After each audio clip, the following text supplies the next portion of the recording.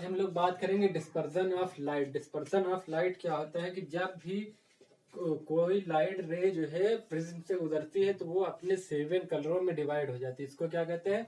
Dispersion of light. When the ray of light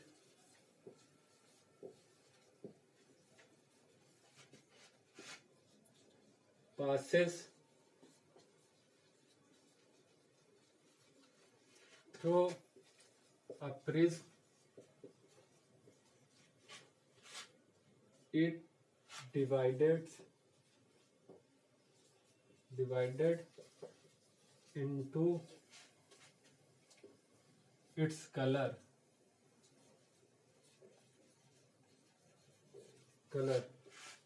This phenomenon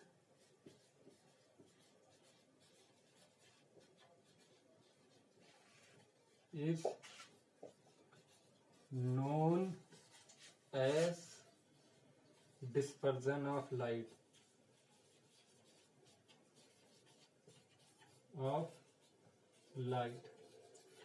तो होता क्या है कि जब हम किसी भी लाइट रे को प्रिज्म से पास कराते हैं तो वो 7 कलरों में डिवाइड हो जाता है। इसको हम लोग क्या कहते हैं? डिस्पर्जन ऑफ लाइट कहते हैं। और 7 कलरों में किस तरीके से डिवाइड होता है?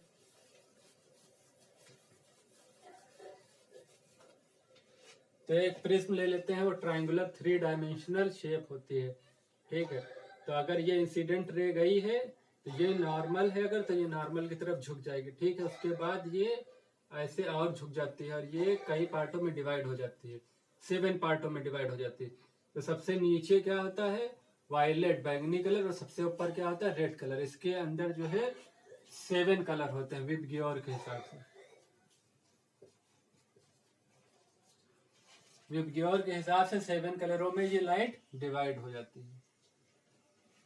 तो इसको क्या कहते हैं? इसको डिस्पर्जन कहते हैं।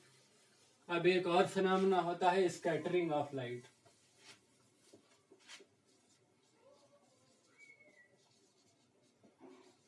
Scattering of light. Scattering of light क्या होती है कि जब एटमॉस्फेयर में बहुत छोटे छोटे पार्टिकल्स होते हैं, ठीक है, तो उस पर जब लाइट रे पड़ती है तो वो क्या हो जाती है? वो बिखर जाती है। तो इस फिनोमेनन को क्या कहते हैं? Scattering of light. तो स्कैटरिंग ऑफ लाइट जो होती है वो डिपेंड करती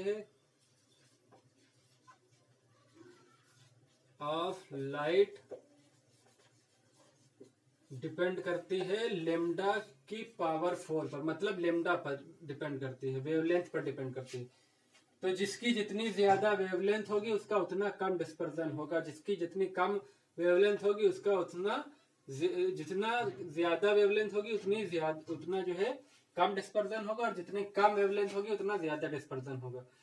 तो हमको पता है सबसे कम जो है किस कलर की वेवलेंथ होती है? वायलेट कलर की, और उसके बाद आता है कौन सा? ब्लू कलर, ठीक है। इसीलिए तो सबसे ज्यादा वायलेट और ब्लू की स्कैटरिंग ज्यादा होती है। इस वजह से हमको आसमान कैसा दिखाई देता है? नीला दिखाई देता है। और जो हम लोग क्या करते हैं, जो सिग्नल्स बनाते हैं, रेलवे में सिग्नल्स लगे होते हैं, उसमें रेड लाइट का यूज ज्यादा करते हैं। रेड लाइट इसलिए यूज करते हैं क्योंकि रेड लाइट की वेवलेंथ सबसे ज्यादा होती है, 7000 एंगस्ट्रॉम लगभग होती है, ठीक है। तो इसकी स्कैटरिंग जो है सबसे कम होती है। इस वजह से हम रेड लाइट का यूज करते हैं। कहाँ पर? रेलवे सिग्नलों पर। रेलवे सिग्नल पर, जहां भी सिग्नल पर, क्योंकि यहाँ आपको दूर से दिखाई देना होता है, तो जिसकी स्कैटरिंग कम होगी वो दूर तक दिखाई देगा, ठीक। और एक फिनोमिनन और होता है कि जो सूरज होता है वो डूबते वक्त हमको क्या लाल दिखाई देता है, और जब निकलता है सनराइजेज और जब सनसेट होता है तो सूरज हमको लाल दिखाई देता है।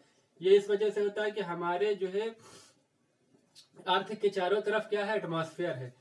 तो जब सन ऊपर होता है तो हमको येलो कलर दिखाई देता है, ठीक है। तो ये कम डिस्टेंस ट्रेवल करता है। और जब ये सनराइजेस पे होता है तो ये है जो है इसको एटमॉस्फेयर के अंदर ज्यादा डिस्टेंस तय करनी पड़ती है। तो सारे कलरों की तो स्कैटरिंग हो जाती है, बचता कौन सा है? ऑरेंज और रेड, उसका मिक्सचर दिखाई देता है हम लोगों को। और यहाँ पर भी यही प्रोसेस होता है कि हमको एटमॉस्फेयर में ज्यादा डिस्टेंस तय करनी पड़ती है। इस वजह से हमको क्या होता है कि सनसेट पर और सनराइज पर जो है सूरज लाल दिखाई देता है, और वक्तों पर अलग अलग कलर में दिखाई देता है। जब एकदम ऊपर होता है तो कौन सा दिखाई देता है, येलो कलर दिखाई देता है ज्यादातर। तो ये सारी प्रोसेस किस में आती है, स्कैटरिंग ऑफ लाइट में।